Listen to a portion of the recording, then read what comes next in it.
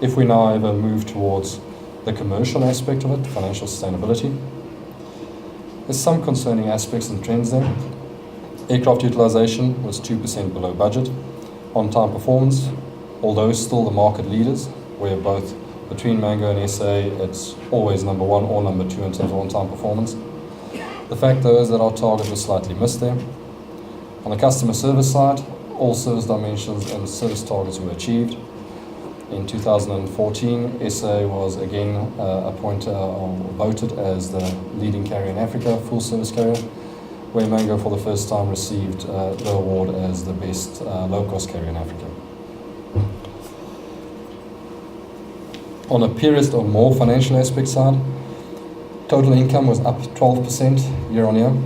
Now again, if I compare that with the global average of IATA carriers, then improved revenues by 1.9% year on year, we can see that we performed fairly well on the revenue side during the year under review. Controllable cost was up 6%. Cost control was applied, 450 million rand in sustainable savings were generated during the year. And therefore, operating loss before interest, tax, depreciation and amortization improved 12% year on year, from a prior year loss of 425 million rand to a current year EBITDA loss of 374 million rand. Now, when you contrast the developmental KPIs with the financial KPIs, you can see that SA fundamentally does better from a developmental standpoint, achieving 7 out of 10 of its key performance objectives, whereas on the financial side, a lesser 50% was achieved, so to speak. So cost reduction has to be focused on more substantially. People productivity has to improve. Yes, there has been some improvements, but substantially more is required. Aircraft utilization has been marginally down. Now we can explain why some of that happens. As you phase in aircraft, phase out aircraft, you're going to have overlap. You can never do that perfectly. But the fact of the matter is, though, that SA's cost per available seat kilometre would be negatively impacted if aircraft utilization goes down marginally. SA also has a disproportionate exposure to fuel.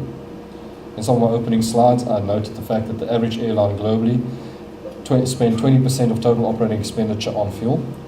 In the case of SA, we expend 36% of total expenditure on fuel. The reason is fairly evident and obvious. One, South Africa is geographically more removed from the rest of the world than the average country. So we use more fuel just because we have to fly further. Secondly, our average aircraft type is older than some of our main competitors. Most major economic infrastructure investments are financed on the balance sheets of state-owned companies. Hence, they need to be financially sound and operationally effective, contributing to development without being a drain on the public finances. It is for these reasons that government has announced a new framework for the funding of state-owned companies. In addition, Cabinet decided in December that the Deputy President will now provide oversight over 3 state-owned companies, which are Eskom, SAA, and the South African Post Office.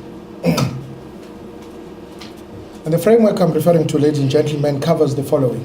It covers the funding for state-owned companies, which will be raised in a way that has no effect on our budget deficit. In some instances, government will have to dispose of non-strategic assets to raise resources for financial support. Such assets could include property, direct and indirect shareholding in listed firms, non-strategic government shareholdings in state-owned companies, and surplus cash balances in some of the entities.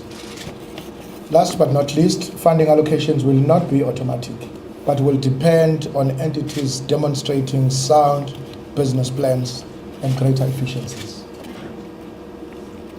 The funding framework will distinguish purely the commercial activities from the costs of exercising developmental mandates. In order to discharge your developmental mandate, you must also be financially sustainable.